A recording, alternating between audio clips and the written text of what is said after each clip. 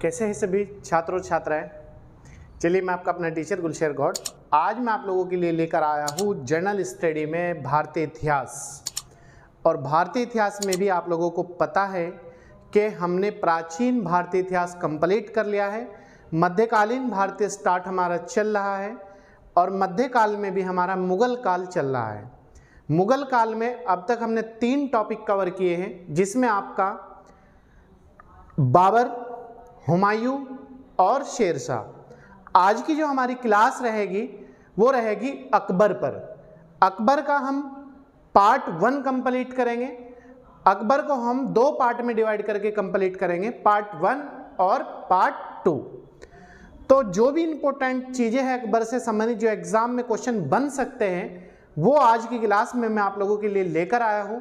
और जो बाकी इसके बाद भी क्वेश्चन बनते हैं एग्जाम में या बनेंगे या फिर पहले बने हैं एग्जाम में, वो मैं आपको पार्ट 2 में कंप्लीट करा दूंगा। तो आप लोगों को पता है कि मुगल वंश का जो संस्थापक था वो बाबर था। बाबर का बेटा हुमायूं था और हुमायूं का बेटा अकबर था। इस बीच में अकबर और हुमायूं के शेरशाह सूरी गद्दी पर बैठा। शेरशाह सूरी जो था वो एक अफगान शासक था, वो मुगल शासक नहीं था। तो आज हम अकबर के बारे में कंप्लीट जो इंपॉर्टेंट चीज़ें हैं वो पढ़ेंगे। आइए देखते हैं। विषय हमारा मध्यकालीन भारतीय इतिहास और टॉपिक है मुगल काल। मुगल काल का अकबर का पार्ट 1 है। अकबर का पार्ट 1 है। अकबर का जो शासन काल रहा है वो रहा है 1556 से 1605 ईस्वी तक। क्लियर है? 1556 से लेकर 1605 ईस्वी तक अकबर का शासन काल रहा है। अकबर का जो जन्म हुआ था वो हुआ था 15 अक्टूबर 1542 ईस्वी में। इसका जो जन्म स्थान है अकबर का वो है अमरकोट। और अमरकोट में भी अगर पूछ ले, अमरकोट के जो राणा थे वीरशाल, उनके महल में इसका जन्म हुआ था।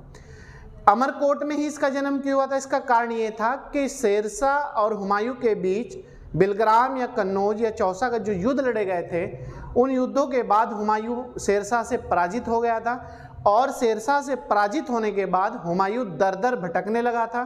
तो हुमायूं जो पंजाब वाला क्षेत्र है वहाँ पर चला गया था और वहाँ पर जो इसके दोस्त थे, इसके पिता के हुमायूं के, अकबर के हुमायूं के दोस्त थे, तो वो वहाँ पर उनके महल में जाकर रुका था। तो अकबर का जो जन्म है वहीं पर हुआ था। तो अगर पूछ ले अमरकोट के राणा वीरशाल के महल में, राणा वीरशाल के महल में, ठीक है? तब याद रखना आप, अमरकोट के राणा वीरशाल के महल में अकबर का जन्म हुआ था। अकबर की जो माता का नाम था वो था हमीदा बानो बेगम। क्या नाम था? हमीदा बानो बेगम। पिता का नाम आप सबको पता है, अकबर के जो फादर थे वो थे हुमायूं। अकबर के जो बचपन का नाम था, एग्जाम में कई बार पूछा गया है, तो इसका नाम था जलालुद्दीन मोहम्मद अकबर। इसका पूरा नाम था जलालुद्दीन मोहम्मद अकबर। इसका राज्याभिषेक जो हुआ था, राज्याभिषेक का मतलब है जो इसे गद्दी पर बैठाया गया था। राज्याभिषेक 14 फरवरी 1556 ईस्वी में पंजाब के कालानौर स्थान पर इसका राज्याभिषेक हुआ था। 14 फरवरी 1556 में किस स्थान पर? पंजाब के कालानौर स्थान पर इसका राज्याभिषेक हुआ था। और जब इसका राज्याभिषेक हुआ तो ये गद्दी पर जो बैठा था, ये बैठा था जलालुद्दीन मोहम्मद अकबर बादशाही गाजी के नाम से। तो क्वेश्चन आ सकता है एग्जाम में कि अकबर अपने राज्याभिषेक के बाद जो गद्दी पे बैठा था वो किस नाम से बैठा था? तो ये बैठा था जलालुद्दीन मोहम्मद अकबर बादशाही गाजी के नाम से गद्दी पर बैठा था। अकबर के जो शिक्षक थे, शिक्षक कह लो, गुरु कह लो, टीचर कह लो, आप कुछ भी कह लो, या मार्गदर्शक कह लो, वो थे अब्दुल लतीफ। तो अब्दुल लतीफ जो थे ये ईरान के थे, ईरान के रहने वाले थे, ईरान के क्षेत्र के थे। तो इनके जो शिक्षक थे, गुरु थे या टीचर थे, वो थे अब्दुल लतीफ। क्लियर है? नेक्स्ट पॉइंट, अकबर का जो पालन पोषण किया था या अकबर के जो संरक्षक था, देखरेख करने वाला, वो था बैरम खां। अकबर का जो संरक्षक था कौन था? बैरम खां। या अकबर किसके संरक्षण में अकबर का पालन पोषण हुआ था? ये भी क्वेश्चन बन सकता है एग्जाम में। तो बैरम खां के संरक्षण में इसका पालन पोषण हुआ था। अकबर ने दीन इलाही धर्म की स्थापना की थी। दीन इलाही धर्म की स्थापना करने वाला शासक कौन था? अगर आपसे पूछ ले एग्जाम में तो वो था अकबर। और इस धर्म को स्वीकार करने वाला प्रथम और अंतिम हिंदू जो शासक था वो था महेश दास। और महेश दास किसका नाम था बचपन का? बीरबल का जो बचपन का नाम था वो था महेश दास। तो अब याद रखना, दीन इलाही धर्म को स्वीकार करने वाला प्रथम और अंतिम जो हिंदू शासक था वो था महेश दास। और महेश दास किसके बचपन का नाम था? बीरबल के बचपन का नाम महेश दास था। नेक्स्ट पॉइंट, अकबर ने जैन आचार्य, जैन धर्म के जो आचार्य थे हरिविजय सूरी को जगत गुरु की उपाधि से सम्मानित किया था।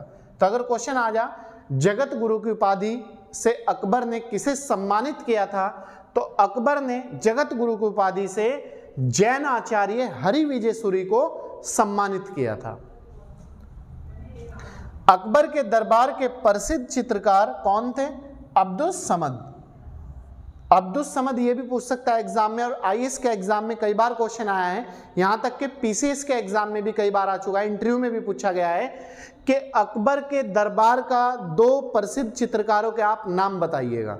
तो अकबर के दरबार के जो प्रसिद्ध चित्रकार थे वो थे अब्दुस समद। और संगीतकार जो थे इसके दरबार के प्रसिद्ध वो थे तानसेन। और तानसेन को ही अकबर ने कंठाभरण वाणी विलास की उपाधि से सम्मानित किया था। तो क्वेश्चन आ सकता है एग्जाम में, तानसेन अकबर के जो दरबार में रहते थे वो किस क्षेत्र में प्रसिद्ध थे? तो ये संगीत के क्षेत्र में प्रसिद्ध थे, और इसे ही तानसेन को अकबर ने कंठाभरण वाणी विलास की उपाधि से सम्मानित किया था। क्लियर? नेक्स्ट पॉइंट, गुजरात विजय के समय ही अकबर पहली बार पुर्तगालियों से मिला था और पहली बार ही इसने समुद्र को भी देखा था। तो भारत में ब्रिटिश लोगों के जो आने का क्रम है वो है पुर्तगाली, डच, अंग्रेज, फ्रांसीसी, PDAF।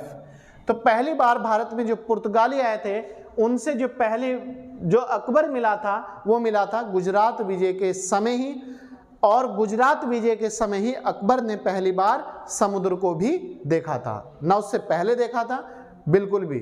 तो गुजरात विजय के उपलक्ष्य में ही इसने उसमें बुलंद दरवाजे का भी निर्माण करवाया था। तो बुलंद दरवाजे का निर्माण कराने वाला जो शासक था वो कौन था? अकबर। और अकबर ने कब कराया था? गुजरात विजय के उपलक्ष्य में। गुजरात जो विजय की खुशी थी उसके उपलक्ष्य में ही अकबर ने बुलंद दरवाजे का निर्माण कराया था। कहां पर? फतेहपुर सीकरी में।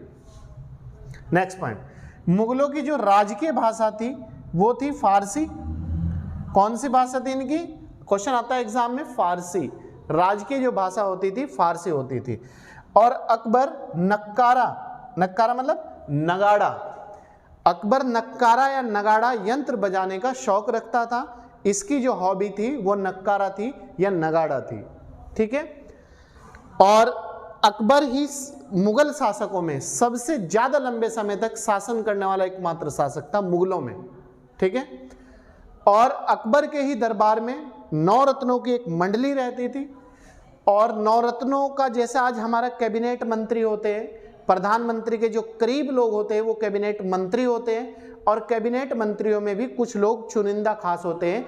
इसी तरीके से अकबर के दरबार में नौरत्नों की एक मंडली रहती थी जो इसके बहुत करीब रहते थे। जब ये डिसीजन लेता था तो उनसे सलाह मशवरा कर कर ये किसी भी कार्य को जब शुरू करता था। ठीक है, और बाकी इसके बाद जो भी हमारी इंपॉर्टेंट चीज़ें बचती है अकबर के शासनकाल से संबंधित, कोई युद्ध वगैरह या जो भी अन्य चीज़ें हैं, वो आपको मैं पार्ट 2 में कंप्लीट करा दूंगा। आप निश्चित हो के हमारे साथ जुड़े और ज़्यादा से ज़्यादा लोगों को जोड़ने का प्रयास करें। आप अगर हमारे YouTube चैनल पर नए हैं तो चैनल को सब्सक्राइब कर लीजिएगा, लाइक और शेयर जरूर कीजिएगा। प्रतिदिन आपको जनरल स्टडी की क्लास दी जाती है, प्रतिदिन आपको 3 क्वेश्चन YouTube कम्युनिटी पे दिए जाते हैं, प्रतिदिन आपको मोटिवेशनल वीडियो दी जाती है और आपको डायरेक्शन से संबंधित क्या बेहतर रहेगा क्या नहीं रहेगा समय समय पर मार्गदर्शन भी कराया जाता है। तो आप हमारे साथ ज़्यादा से ज़्यादा लोगों को जोड़ने का प्रयास करें और इस वीडियो को ज़्यादा से ज़्यादा शेयर करें ताकि और लोगों को भी इसका फायदा मिल सके। चलिए, मैं आपका अपना टीचर उर्शेद गौड़, थैंक यू।